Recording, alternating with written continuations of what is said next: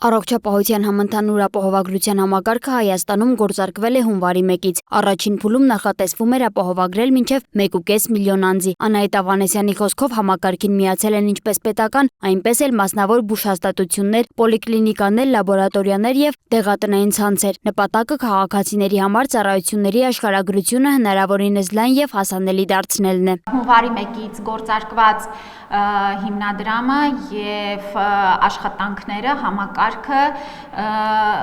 ըստ էության կարող ենք ասել, որ առաջին ներդրման փուլը ինչ որ առումով անցել ենք բավական սահուն, որովհետև առաջին իսկ շրջափուլը ենթադրում էր մինչև 1,5 միլիոն անձի ապահովագրություն եւ գիտեք, որ առողջության ապահովագրությունը ի տարբերություն սոցիալական ապահովագրության, հենց որ մտնում է ուժի մեջ, արդեն իսկ սկսում են ծառայություններից օգտվել անձինք եւ սա շատ կարեւոր տարբերություն է։ Ուրախ եմ, որ բժշկական կենտրոնների կողմից ապահովագրական համակարգին միանալու գործընթացը եւս բավական սահուն անցել ենք, առաջնակի ուրեմն կազմակերպությունների առումով բավական ընդլայնում ունենք, թե ովքեր են միացել ապահովագրությանը եւ այս աշխատանքները շարունակական են։ Նախարարի ներկայացրած տվյալներով 6 ամսվա ընթացքում մատուցվել է 8,399,491 ծառայություն։ Ծառայությունից օգտված անձանց թիվը կազմել է 842,750։ Ընդհանուր կատարողականն այս պահի դրությամբ գնահատվում է 97,4 միլիարդ դրամ։ Ավանեսյանի խոսքով մայիսին դիմելիության որոշակի աճ է գրանցվել։ Նախարարի գնահատմամբ դրա վրա ազդել են նաև այն լուրերը, թե ապահովագրությունը կարող է դադարել ընտրություններից հետո, սակայն վերջին շաբաթներին դիմելիության տեմպը կայունացել է։ Դե ինչպես տեսնում եք, ոչինչ չի պայթել։ Կարող եմ ասել, Հայաստանում առողջության համընդհանուր ապահովագրության ներդրման վերաբերյալ դրական արդեն հաջողության պատմությունը տարածվում է եւ մենք վստահ ենք, որ նման հետեւողական աշխատանքը եւ անընդհատ բարելավման մեր հանձնառությունը Հայաստանում ստեղծված համակարգի եւ ներդրված բարեփոխման առումով մեզ առանձնահատուկ այսպես տեղ է դնելու միջազգային առողջապահական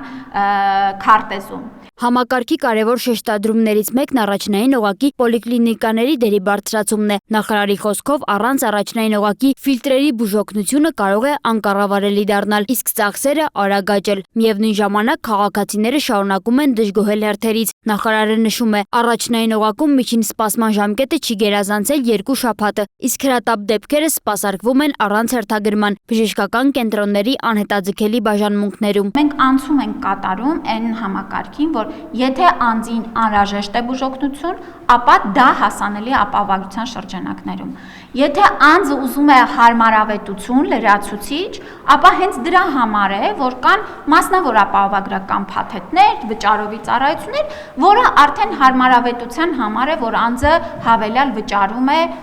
իր ուզած ծառայությունը եւ այլն ստանալու համար։ Բայց եթե մենք չունենանք կանոնակարգում, ապահովագրական համակարգը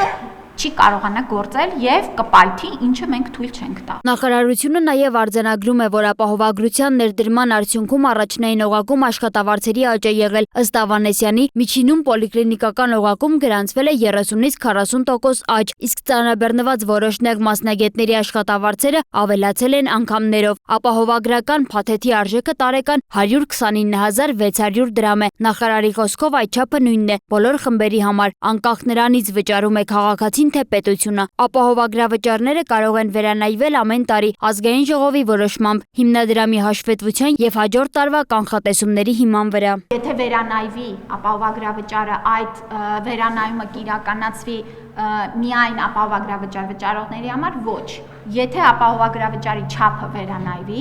ապա կվերանայվի բոլորի համար, եւ 65+ տարիքի անձանց համար եւ մինչեւ 18 տարեկանների համար, ում համար վճարում է պետությունը։ Այսինքն սա օրենքով սահմանված դրույթ է հստակ։